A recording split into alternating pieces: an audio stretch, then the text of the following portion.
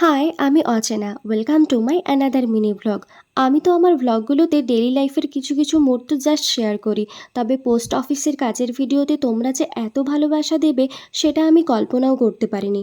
অনেকেই জানতে চেয়েছো কিভাবে চাকরিটা পেলাম, কত টাকা ইনকাম করি ইত্যাদি ইত্যাদি। সেই নিয়েই আজকের এই ভিডিওটা কিন্তু শেষ পর্যন্ত দেখবে, কারণ শেষে রয়েছে আমার তরফ থেকে কিছু টিপস। তোমাদের মতন আমিও এটার ব্যাপারে কিছুই জানতাম না। উচ্চ মাধ্যমিকের পরে কলেজের ফর্ম ফিল আপের সময় বাবা এটাতে অ্যাপ্লাই করিয়ে দিয়েছিল। আমি তো ঠিক করে বুঝতেও পারিনি আর ভুলেও গিয়েছিলাম। কয়েক মাস পরে এক বন্ধু ফোন করে বলল, মেরিট লিস্টে নাম বেরিয়েছে, তুই চাকরি পেয়ে গেছিস। আমি তো অবাক। শুরুতে দোটানাই থাকলেও পরে অনেকের পরামর্শে সাহস করে জয়েন করলাম। জিডিএস এর নোটিফিকেশন বছরে দুবার বেরোয়, জানুয়ারি আর জুলাইতে। তবে এবারে একটু দেরি হতে পারে। তোমরা ইন্ডিয়া পোস্টের ওয়েবসাইট আর ইউটিউব ফলো রাখতে পারো। জিডিএস হলো ইন্ডিয়া পোস্টের একটা এক্সট্রা বিভাগ, যেখানে মাধ্যমিকের রেজাল্টের ভিত্তিতে ডিরেক্ট রিক্রুটমেন্ট হয়। মাধ্যমিকে 90%-এর উপরে না থাকলে এখন একটু টাফ, কারণ করোনার সময় অনেক বেশি নাম্বার উঠেছে।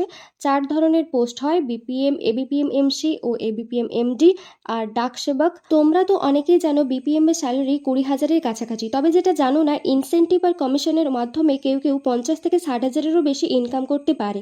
সবটাই পারফরম্যান্সের উপরে ডিপেন্ড করে। আর হ্যাঁ, এখান থেকে প্রমোশনও হয়। এই চাকরিতে যেমন সম্মান আছে তেমনই আছে প্রচুর প্রেশার, যেটা অনেক সময় নিজের পড়াশোনার জন্য বাধা হয়ে দাঁড়ায়।